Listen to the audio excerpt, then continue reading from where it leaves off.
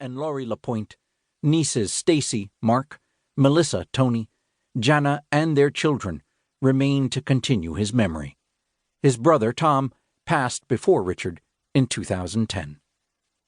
Composed by Terry LeBlanc, with assistance from Richard's family. Forward. Each of us met Richard Twiss at different times, yet each of us met when our own journeys and Richard's needed additional lift to go forward on our common trail. Whether our first meeting was at a conference, through an introduction, while studying together, or just hanging out and taking a retrospective look at our creator's thoughts, all of us became fast friends with Richard. We all reflect very similarly on the fact that Richard had the astounding ability to absorb what he read or heard from others, transforming and then seamlessly integrating it into his own thinking. While each of us does somewhat the same thing as a function of our indigenous communal approach to knowledge, Richard was a master. It was in Spokane, Washington, in 1995, where Richard hit his stride. He had convened a Christ, Culture, and the Kingdom seminar for pastors to present our new ideas about culture and faith.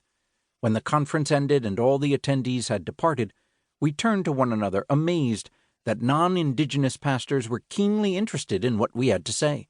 It was the start of a new era for Indigenous followers of the Jesus way. Our individual and collective encounters forged links of deep and unbreakable friendship. Our camaraderie was truly symbiotic, an idea from one transformed by the other, complete with escalating humor. Our journey together depended so much on humor that after a number of years of tag-team conferences, Richard's mom referred to us as a stand-up comedy team. There was never any doubt that Terry was the straight man. When Richard was provided the opportunity for doctoral studies at Asbury Theological Seminary, he was more than a bit reluctant to attempt such a lofty goal. Moreover, we were all frustrated that advanced degrees seemed necessary to further our efforts to bring an Indigenous voice to the wider public. In Richard's first week of school, we had no fewer than 7 serious discussions about him quitting the program. Yet, in the end, the experience brought us closer together. The Indigenous message we brought to class discussions became such a dominant, decolonizing voice that we were concerned about being too great an influence. But the professors encouraged us, pointing out how we were empowering international students to speak up. Following a welcome event that we hosted, where Richard spoke words of affirmation for those in attendance, 70 students from around the world expressed that for the first time, they felt welcome to this country. Passionate argument often highlighted our close friendship, yet while so engaged, we never expressed animosity or ill will, only deep commitment to one another.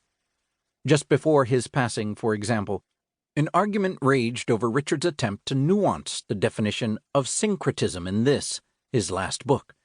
He used the descriptor counteractive to modify the word syncretism, attempting a new definition with this 2-word phrase, counteractive syncretism.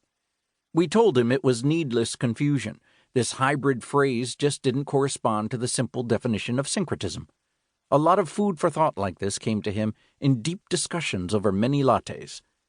That he took our viewpoints seriously was always evident because later on we would hear people say, "Richard says," and in their words we would hear our own words being repeated, the ones we had previously discussed, even argued over. In our Indigenous communal way, he took our thoughts, those that were different from his, and made them his own. 2 different things, his thoughts and our thoughts, became one new thing, his new thought. Now that is the definition of syncretism.